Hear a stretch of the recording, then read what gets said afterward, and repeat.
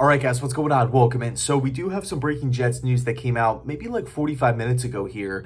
It's looking like the team is going to be bringing back offensive or interior offensive lineman Dan Feeney on a one-year contract. It's a depth move, right? Much like Nathan Shepard yesterday, the Jets adding these guys for depth pieces, I do feel like is important because we have to fill out this roster. We can't be one of these top-heavy teams, these top-heavy units, where if the starter goes down, it's like, well, season's a wash, it's over, right? What's the point?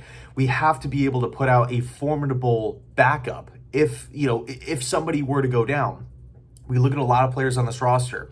They are injury prone. What like pretty much destroyed last year's season? The injuries. Okay, so we got to fill out the roster. We got to add these depth pieces. And even though, I completely understand that Dan Feeney is not lighting the NFL on fire or anything like that, but I do like his versatility. He played some guard, he played some center. I personally felt that when he was in there at center, he looked he looked a lot better than when he was at guard.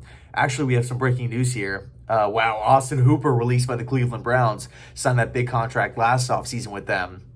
It's interesting. They obviously franchise tagged David Njoku, and Hooper was pretty disappointing for them last season. But man, going back to the Jets' offensive line here, I feel it's crazy to say this because it's the first time I've been able to say this in years. But I feel really good about the direction of the interior of the offensive line. AVT, McGovern, and Tomlinson.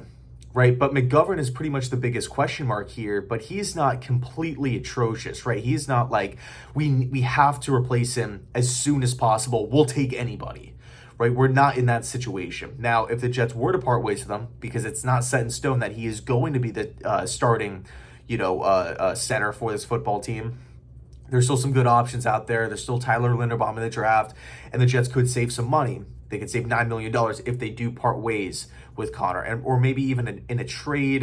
At the end of the day, he is a $10.3 million cap hit. If he's, again, outright released, the Jets will save $9 million. Okay, so even whether we keep McGovern or we don't, I look at this as a win-win because the interior of the offensive line has gotten so much better in the last 24, 48 hours here, and I think that's important. Anyway, thanks so much for watching. Let me know your thoughts down below in the comment section.